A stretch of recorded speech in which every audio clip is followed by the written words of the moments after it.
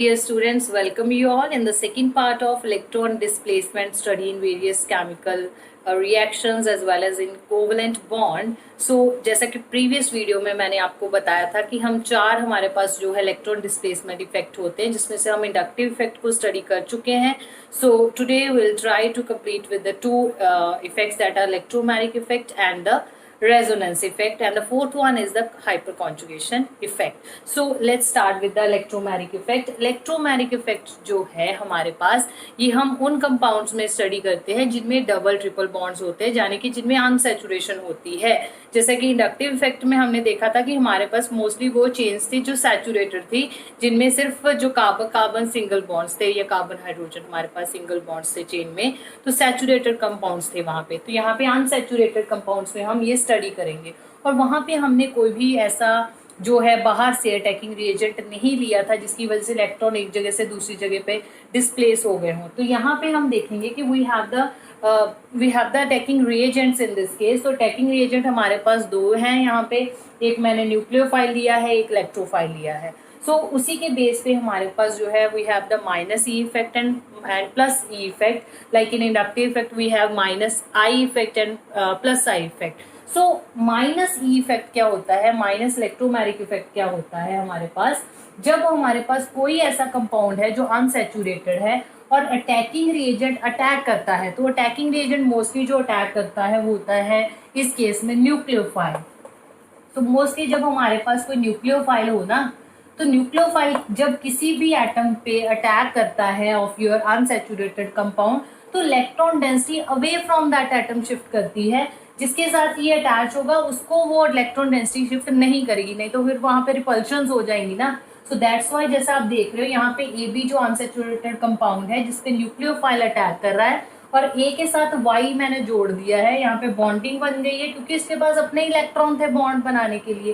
तो जो electron density ये वाली थी आपके पास पाई बॉन्ड की, वो शिफ्ट हो गई है to the B and B becomes negative. So इस तरह की जो हमारे पास डिस्प्लेसमेंट होती है in which the electron density shift to the other atom to which the your attacking reagent is attaching, so in that case you have minus E effect.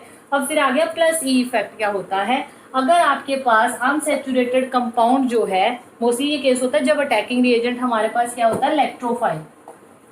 So electrophile जिस atom को attach होगा उसी को electron density अगर shift हो, जैसे आप देख रहे हो ये बी के साथ अटैच हुआ है इलेक्ट्रोफाइल, तो इलेक्ट्रॉन डेंसिटी भी इसी को मिली होगी क्योंकि इलेक्ट्रोफाइल के पास कुछ नहीं होता बॉन्ड बनाने के लिए, वो खाली है ई पॉजिटिव. ठीक है, तो यहाँ पे जो है ये वाली जो इलेक्ट्रॉन डेंसिटी पहले बी को शिफ्ट हुई है, फिर बी ने ई के साथ जो है वो बॉन्ड बनाया हुआ है. तो इस तरह का जो डिस्प्लेसमेंट होती है in which the attacking reagent it gets attached to that atom to which the electron density of your unsaturated bond it is shifting. So in that case we call that effect to be the plus E effect, that is plus electromagnetic effect. अब ये तो एक journal example थी A B Y की, तो हम कुछ अपनी स्पेसिफिक एग्जाम्पल्स ले लेते हैं हम. So let's take the example of your carbonyl compound. Carbonyl compound जो मैं अटैकिंग रिएजेंट कोई भी आप न्यूक्लियोफाइल चूज कर लो, मैंने क्योंकि आपको बता दिया कि माइनस ही मोस्टली न्यूक्लियोफिलिक जब अटैक होता है तो उस केस में माइनस ही आप ऑब्जर्व करते हो. तो यहाँ पे देखिए nucleophile is cyanide ion and it is attacking on this. यहाँ क्यों नहीं अटैक कर सकता, बिकॉज इसकी नेचर इलेक्ट्रोपॉजिटिव है, ये वाले ऑक्सीजन की नेचर इलेक्ट्रोनेगेटिव है. तो न्यूक्लियोफाइल हमेशा ही कहाँ पे अटैक करेगा, जहाँ पे इलेक्ट्रॉन डेंसिटी क्या होगी, कम होगी, या फिर जिस एटम की नेचर ज्यादा इलेक्ट्रोपॉजिटिव होगी. तो कार्बोनिल जो हमारे पास ग्रुप होता है, इसमें कार्बोनिल कार्बन जो होता है वो इलेक्ट्रोपॉजिटिव नेचर का होगा. ये हमारे साइनाइड आयन ने अटैक कर दिया कार्बोनिल कार्बन पे, immediately the electron density get shift to the oxygen atom in order to maintain the tetravalency of your carbon, कि उसके 4 बॉन्ड बने रहें. तो हमारे पास जो यहाँ से प्रोडक्ट है दैट इज दिस. तो ये जो है हमारे पास आप देख रहे हो कि CN ग्रुप जो है उस एटम को नहीं लगा जिसको इलेक्ट्रॉन डेंसिटी शिफ्ट हुई है, जबकि दूसरे एटम के साथ अटैच है. तो ये हमारे पास कौन सा इफेक्ट हो गया, फिर माइनस ई इफेक्ट. अब हम एक और एग्जांपल ले लेंगे जहां पे हम इलेक्ट्रोफाइल लेंगे. So I am taking the example of alkene. So ये मैं इलेक्ट्रोफाइल ले रही हूँ यहाँ पे H positive, so I am just attacking. तो याद रखना कभी भी इलेक्ट्रोफाइल बोलते हम ऐसे ही attack of electrophile, but the electron density जो हम शो करते हैं वो हमेशा हायर टू लोअर, मतलब कि जिसके पास इलेक्ट्रॉन्स है वहां से ही एरो जो है वो दिखाएंगे, कहेंगे अटैक ऑफ इलेक्ट्रोफाइल। तो यहाँ पे जो हमारे पास प्रोडक्ट है बनेगा, ये देखिए। तो यहाँ पे आप देखिए जिसको H अटैच हुआ है उसी के इलेक्ट्रॉन डेंसिटी जो है वो शिफ्ट हुई है, और दूसरे के क्योंकि इलेक्ट्रॉन डेंसिटी इसको शिफ्ट हुई है तो दूसरा कार्बन जो है वो अपने आप क्या हो गया, उस पर आ गया पॉजिटिव चार्ज। तो इस तरह का जो इफेक्ट है that is plus E effect. और एक चीज आप याद रखना है आपने कि अगर हमारे पास कहीं पे जो आपको जो स्ट्रक्चर दिया है जिसमें आपने स्टडी करनी है इलेक्ट्रॉन डिस्प्लेसमेंट, उसमें इंडक्टिव इफेक्ट भी है, इलेक्ट्रोमैग्नेटिक इफेक्ट भी लग रहा है, रेजोनेंस इफेक्ट भी लग रहा है, ऐसे एक से ज्यादा इफेक्ट लग रहे हैं। तो इंडक्टिव और इलेक्ट्रोमैग्नेटिक के कंपैरिजन में योर इलेक्ट्रोमैग्नेटिक इफेक्ट ऑलवेज प्रिडोमिनेट। तो यहाँ से आप डिफरेंशिएट अब कर सकते हो between your inductive effect and electromagnetic effect, that your inductive effect it is a permanent displacement effect and your electromagnetic effect that is a temporary displacement effect. And in case of your inductive effect we have minus I and plus I effect. In case of your electromagnetic effect we have minus E and plus E effect. So there is no need of any attacking reagent in case of your inductive effect, but in case of your electromagnetic effect we need some attacking reagent, whether your nucleophile or your electrophile. Then the other thing which you can give is the examples. तो आप differentiation में examples भी आप discuss कर सकते हो। सो फिर उसके बाद जो हमारे पास नेक्स्ट इफेक्ट हम स्टडी करने वाले हैं that is resonance effect. Resonance effect study करने से पहले आपको रेजोनेंस का पता होना चाहिए, रेजोनेंस हाइब्रिड का पता होना चाहिए। तो हमारे पास कई बार क्या होता है, जो एक लुईस स्ट्रक्चर होता है वो सारी प्रॉपर्टीज को एक्सप्लेन नहीं कर पाता उस कंपाउंड की। तो हम क्या करते हैं, उसके 1 2 3 जितने भी पॉसिबल हो सके कुछ और जो है स्ट्रक्चर्स बना लेते हैं, जो एक नहीं बट कुछ प्रॉपर्टीज जो है उस स्ट्रक्चर की एक्सप्लेन कर पाते हैं। तो ऐसे स्ट्रक्चर्स को हम बोलते हैं रेजोनेटिंग स्ट्रक्चर, या फिर हम बोलते हैं कॉन्ट्रीब्यूटिंग स्ट्रक्चर, या बोलते हैं कैनोनिकल स्ट्रक्चर। तो जैसा कि मैंने यहाँ पे बेंजीन के ट्राई किया हुआ है कि यहाँ पे मैं इसके रेजोनेटिंग स्ट्रक्चर बना पाऊँ, तो ये जो दो है हमारे पास they are called the contributing structure या रेजोनेंस स्ट्रक्चर, या फिर हमारे पास इनको हम कहेंगे कैनोनिकल स्ट्रक्चर। तो उसके बाद ये जो स्ट्रक्चर होता है इन दोनों को जब हम कंबाइन कर लेते हैं इलेक्ट्रॉनिक स्ट्रक्चर्स को, कॉन्ट्रीब्यूटिंग स्ट्रक्चर को, तो ये एक स्ट्रक्चर जो हम रिप्रेजेंट करते हैं that is called resonance hybrid. Hybrid का मतलब ही होता है mixing of two like things. जैसे आप हाइब्रिड वैरायटीज पढ़ते हो, रोज की हाइब्रिड वैरायटीज है हमारे पास, मैंगोज की हाइब्रिड वैरायटीज है। तो यहाँ पे हाइब्रिड का मतलब ये हमें ये वाला जो स्ट्रक्चर होगा इसमें इसकी प्रॉपर्टीज भी होंगी और इस स्ट्रक्चर की प्रॉपर्टीज भी होंगी। तो हमारे पास जो बेंजीन है उसमें क्या होता है, पाई इलेक्ट्रॉन्स होते हैं। पाई इलेक्ट्रॉन्स आपको पता है इतनी फॉर्मली जो है बाउंड नहीं होते, देयरफॉर वो क्या करते रहते हैं, they undergo displacement from one atom to the other atom. एक जगह टिके नहीं बैठते, हमारे जो पाई इलेक्ट्रॉन्स होते हैं उनकी डीलोकलाइजेशन होती जाती है। तो डीलोकलाइजेशन की वजह से ही क्या होता है कि उस स्ट्रक्चर में स्टेबिलिटी के चांसेस होते हैं।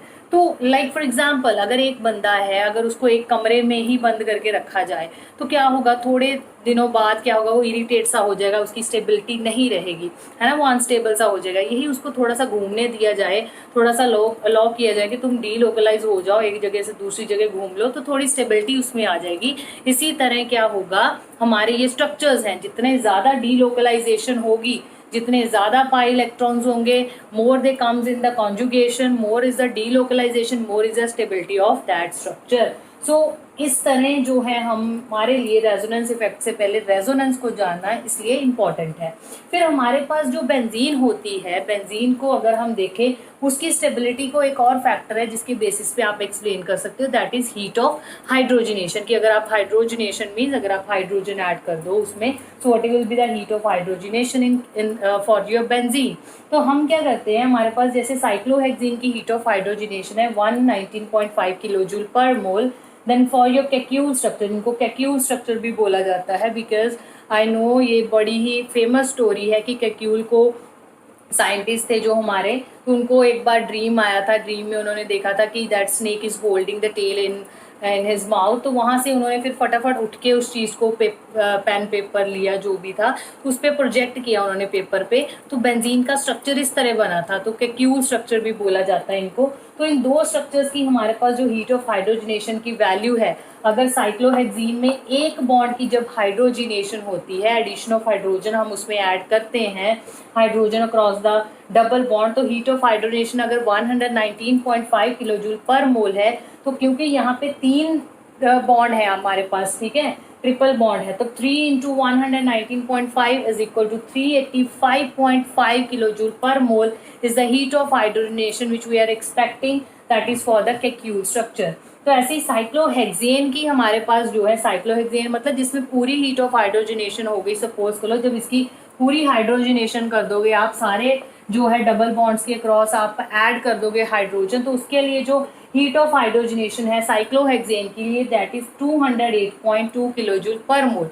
तो यहाँ से अगर हमने बेंजीन की निकालनी हो तो what will you do, you will minus 385.5, that is जो इनकी है कैक्यूल स्ट्रक्चर की है, माइनस जो साइक्लोहेक्सेन की है कि जब heat of hydrogenation for the structure when complete hydrogenation takes place, तो दैट इज 208.2। तो इसमें से ये माइनस कर दीजिए, we will get the value for your heat of hydrogenation of your benzene. तो बेंजीन के लिए जो है आप हीट ऑफ हाइड्रोजनेशन की वैल्यू सब्ट्रैक्ट करके निकाल सकते हो, जो हमारे पास वैल्यू आती है 150.3 किलो जूल पर मोल। तो इसका मतलब हमारा बेंजीन इतने जो है हीट ऑफ हाइड्रोजनेशन से इतने किलो जूल पर मोल से स्टेबल है किसी भी ट्राइन, कंजुगेटेड ट्राइन के कंपैरिजन में। और जितनी कम हीट ऑफ हाइड्रोजनेशन की वैल्यू होगी उतनी ही ज़्यादा क्या होती है, स्टेबिलिटी होती है। So now let's come to the types of your resonance effect. So we have minus R effect और minus R effect and plus R effect. तो रेजोनेंस को आपको पता होना चाहिए कि हम मीजोमेरिक इफेक्ट भी बोलते हैं, कई बार वो रेजोनेंस ना दे के एग्जामिनेशन में आपको मीजोमेरिक से कंफ्यूज करने की कोशिश करते हैं। तो आपने याद रखना है कि माइनस एम और is similar to that of minus R, और प्लस एम मतलब प्लस आर की बात करते हैं। सो अब क्या होता है माइनस आर इफेक्ट कि अगर हमारे पास सपोज कर लो कोई अल्फा बीटा अनसैचुरेटेड कंपाउंड हम ले लेते हैं, लेट इट अल्फा बीटा कोई अनसैचुरेटेड कंपाउंड ले लेते हैं। तो सपोज कर लो मैंने ये अल्फा, ठीक है, अल्फा बीटा अनसैचुरेटेड कंपाउंड ले लिया, this is alpha beta gamma. तो यहाँ पे हमारे पास अनसैचुरेटेड कंपाउंड है। तो अल्फा बीटा अनसैचुरेटेड कंपाउंड के केस में क्या होता है कि अगर आपके पास कोई इलेक्ट्रोनेगेटिव एटम एक एंड पे अटैच है तो it will withdraw the electron density toward itself. तो हमारे पास जो इलेक्ट्रॉन्स की डिस्प्लेसमेंट हो रही है वो डबल बॉन्ड से अवे हो रही है। तो इस केस में हमारे पास जो इफेक्ट होता है that is called minus R effect और minus M effect, that when the flow of electron is away from your double bond और योर ट्रिपल बॉन्ड, यहाँ पे इलेक्ट्रॉन डेंसिटी जो है वो अवे जा रही है, तो माइनस आर इफेक्ट होगा। यही अगर हमारे पास एक एंड पे कोई ऐसा एटम लगा है जिसके पास लोन पेयर ऑफ इलेक्ट्रॉन है कॉन्जुगेटेड सिस्टम में, सपोज हम ऐसे ले लेते हैं ये सिस्टम, ठीक है, आपने उसकी टेट्रावेलेंसी को जरूर मेंटेन करके रखना है जब आप स्ट्रक्चर ड्रॉ करते हो। So in case we have one atom which has electron pair of lone pair of electron, तो हमारे पास electron density towards double bond जा रही है, जैसा आप यहाँ पे देख रहे हो। तो इलेक्ट्रॉन डेंसिटी हमारे डबल बॉन्ड की तरफ जा रही है, इस तरह के इफेक्ट को बोलते हैं प्लस आर इफेक्ट। तो याद रखना है माइनस आर जब हमारी अवे फ्रॉम डबल बॉन्ड जाए electron density in the conjugated system, और अगर हमारे पास टुवर्ड्स द कॉन्जुगेटेड सिस्टम जाए तो हमारे पास उसको बोलते हैं plus R effect. So example जैसे आप ये मैंने आपको स्पेसिफिक एग्जांपल्स दी हैं, ये कार्बोनिल कंपाउंड्स की हैं, अल्फा बीटा का अनसैचुरेटेड कार्बोनिल कंपाउंड्स की, और यहाँ पे मेरे पास जो है क्लोरो जो है मैंने ग्रुप अटैच किया, तो इसकी जगह आप OH ग्रुप अटैच कर सकते हो क्योंकि वहाँ पे ऑक्सीजन के पास जो है इलेक्ट्रॉन पेयर होते हैं, OR ग्रुप अटैच कर सकते हो। तो ऐसे कई एग्जांपल्स जो है, कोई भी आप ग्रुप यहाँ अटैच कर देना जिसके पास लोन पेयर ऑफ इलेक्ट्रॉन है, तो वो प्लस आर इफेक्ट जो है वो शो करेगा। सो इसके बाद जो कुछ चीज़ें आपने ध्यान में रखनी है, रेजोनेंस इफेक्ट जब आप शो करते हो तो कुछ कंडीशंस होती हैं रेजोनेंस इफेक्ट के लिए कि आपको जो है वो ध्यान में रखनी है। उन कंडीशंस को आपने माइंड में रख के जो है वो स्ट्रक्चर्स बनाने हैं, कि ऐसे ही नहीं कि आपको कंजुगेटेड सिस्टम दिख गया और आप क्या करना शुरू कर दिया, आपने इलेक्ट्रॉन फ्लो करना शुरू कर दिया।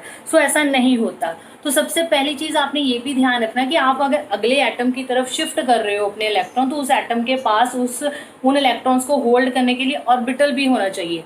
ये ना हो कि उसका ऑक्टेट पहले से ही कंप्लीट हो या उसके पास कोई ऑर्बिटल ही ना खाली हो and you are giving electrons और उसकी तरफ आप इलेक्ट्रॉन शिफ्ट कर रहे हो।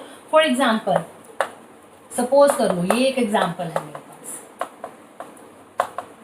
ठीक है, मैंने ये एग्जाम्पल लिख ली यहाँ पे। तो यहाँ पे अगर आप देखोगे, अगर आप इधर को इलेक्ट्रॉन शिफ्ट करने की कोशिश कर रहे हो तो पहले आप ये देखिए कि नाइट्रोजन का ऑक्टेट तो नहीं कंप्लीट। नाइट्रोजन का ऑक्टेट अगर आप देखोगे यहाँ पे देखिए 1 2 और 3 हाइड्रोजन लगे हैं, मीन्स टोटल 6 हो गए। यहाँ पे शेयरिंग में इलेक्ट्रॉन 6 इस साइड है और 2 इस साइड है, तो टोटल 8 इलेक्ट्रॉन तो पहले ही है उसके पास। तो अगर आप उसको इलेक्ट्रॉन डेंसिटी शिफ्ट कर रहे हो इस साइड को, तो उसके पास तो 10 इलेक्ट्रॉन हो जाएंगे। भाई ऑक्टेट रूल ही हमारा क्या हो जाएगा, क्रॉस।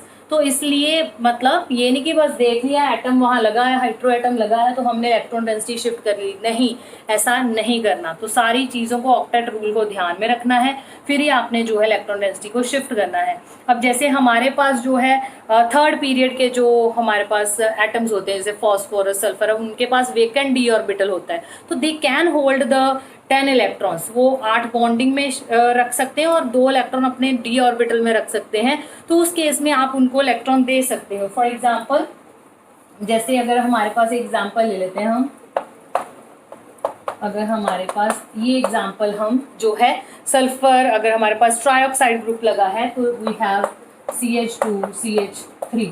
तो यहाँ पे ये देखिए 1 2 3 4 5 6 7 8 9 10। तो अगर आप इसको इलेक्ट्रॉन यहाँ पे दे भी देते हो, ठीक है, अगर आप इलेक्ट्रॉन जो है सल्फर की तरफ दे भी देते हो तो it has vacant D orbital, तो भाई it can hold the electron, ये अपने डी ऑर्बिटल में इलेक्ट्रॉन होल्ड करके रख सकता है।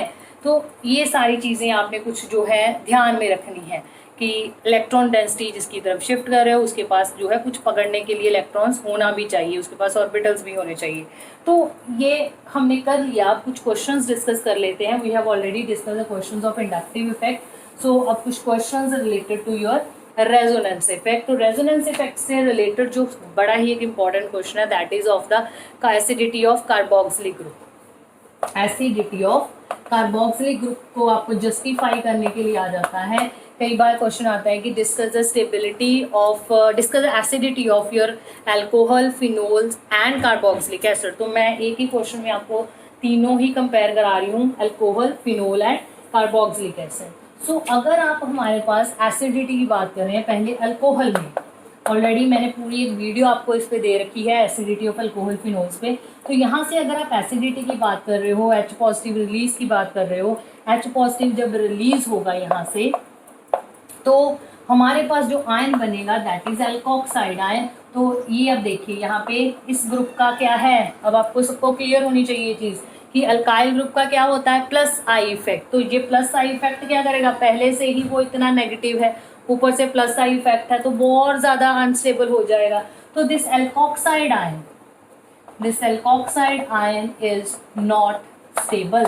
तो इसलिए बेचारा हमारा जो अल्कोहल है वो इजीली H पॉजिटिव नहीं देता। तो यही अगर हमारे पास फिनोल आ गया, फिनोल का H पॉजिटिव अगर आप रिलीज कर दो, फिनोल का H पॉजिटिव रिलीज कर दीजिए तो हमारे पास जो आयन आएगा that is O negative, that is phenoxide ion. तो फिनॉक्साइड आयन जो है ये रेजोनेंस स्टेबलाइज्ड है, यहाँ पे कॉन्जुगेशन सिस्टम बनेगा। इस पे आप पूरी वीडियो देख सकते हैं प्रीवियस, इसमें मैंने पूरे फिनोल के स्ट्रक्चर्स जो है ड्रॉ किए हुए हैं। तो यहाँ पे रेजोनेंस स्ट्रक्चर बनेंगे फिनॉक्साइड आयन के। तो फिनॉक्साइड आयन के मैं फटाफट से स्ट्रक्चर्स दोबारा से बना देती हूँ ताकि फिर आपको कंपैरिजन जो है वो कार्बोक्सिलिक के साथ वो समझ में आ जाए। सो यहाँ पे आपने इलेक्ट्रॉन डेंसिटी इस तरह शिफ्ट कर देनी है और इलेक्ट्रॉन पहले वो लिख लीजिए जो बिल्कुल भी हमने यहाँ से हिलाए नहीं है, और डबल हेडेड एरो प्लीज़ आपने लिखना है रेजोनेटिंग स्ट्रक्चर्स के बीच में, क्योंकि इनको हम शो करते हैं by the double headed arrow. तो यहाँ पे मैं स्ट्रक्चर्स जो है बना रही हूँ आपके फिनॉक्साइड आयन। तो ये हमारे पास फिनॉक्साइड आयन के जो है स्ट्रक्चर्स बन गए। अब ये मैंने क्यों बनाए हैं अभी आपको समझ लग जाएगा कि जब हम कार्बोक्सिलिक एसिड की बात करते हैं एसिडिटी की, यहाँ से H पॉजिटिव रिलीज हो गया, H पॉजिटिव रिलीज होने के बाद जो हमारे पास आयन बनेगा that is called carboxylate ion. तो याद रखना है, जो अल्कोहल से बनेगा अल्कोक्साइड आयन, फिनोल से बनेगा फिनॉक्साइड आयन, जो कार्बोक्सिलिक से बनेगा कार्बोक्सिलेट आयन। तो ये जो कार्बोक्सिलेट आयन है ये भी रेजोनेंस स्टेबलाइज्ड है। तो यहाँ पे हमारे पास इसका भी मैंने डबल हेडेड एरो बनाया है। तो ये रेजोनेटिंग स्ट्रक्चर आ गए, यहाँ पे हमारे पास जो था ये रेजोनेटिंग स्ट्रक्चर थे। तो अब देखने में तो आपको यही लग रहा है ना अल्कोहल ज्यादा जो है स्टेबल, इसके देखो भी फिनॉक्साइड आयन ज्यादा स्टेबल होना चाहिए, ज्यादा रेजोनेटिंग स्ट्रक्चर है। मैंने भी यही बताया हुआ कि ज्यादा रेजोनेटिंग स्ट्रक्चर होंगे ज्यादा स्टेबिलिटी होगी। और बेचारा जो हमारे पास कार्बोक्सिलेट आयन इसके तो 2 ही स्ट्रक्चर्स हैं। पर हमारा जो कार्बोक्सिलिक एसिड है वो ज्यादा एसिडिक है फिनोल के कंपैरिजन। कार्बोक्सिलिक एसिड के स्ट्रक्चर कार्बोक्सिलेट आयन के 2 हैं, फिर भी वो क्यों ज्यादा जो है स्टेबल है as compare to phenoxide ion? Because अगर आप सारे जो है रेजोनेटिंग स्ट्रक्चर्स में देखोगे तो नेगेटिव चार्ज किस पे है? That is on this carbon. Benzene के कार्बन पे नेगेटिव चार्ज है। और यहाँ पे 2 स्ट्रक्चर्स देखोगे तो negative charge is on the more electronegative oxygen. तो ऑक्सीजन एक इलेक्ट्रोनेगेटिव नेचर का बंदा है भाई, वो बेटरली होल्ड करके रख सकता है नेगेटिव जो है चार्ज को as compare to carbon. So that's why अगर हम दोनों को कंपेयर करें तो इसके 2 स्ट्रक्चर, इसके 4 स्ट्रक्चर्स के भी कंपैरिजन बड़े ज्यादा स्टेबल हैं। तो ये बच्चे मोस्टली इसी चीज को गलत कर देते हैं कि ज्यादा रेजोनेटिंग स्ट्रक्चर तो ज्यादा स्टेबिलिटी, तो ऐसा नहीं करना। तो याद रखना है कि that in case of carboxylic acid after the release of H positive we get the carboxylate ion which is more stable as compare to the phenoxide ion, because in case of phenoxide ion the negative charge is on less electronegative carbon, whereas in case of carboxylate ion the negative charge is on more electronegative oxygen, whereas in case of alcohol उसको नहीं भूल जाना, वो भी explain करना है भी alcohol जो है that in case of alcohol we have alkoxide ion which is not resonance stabilized। तो फिर उसके बाद आपने बना देनी है अपने greater sign carboxylic acid than phenol than alcohol.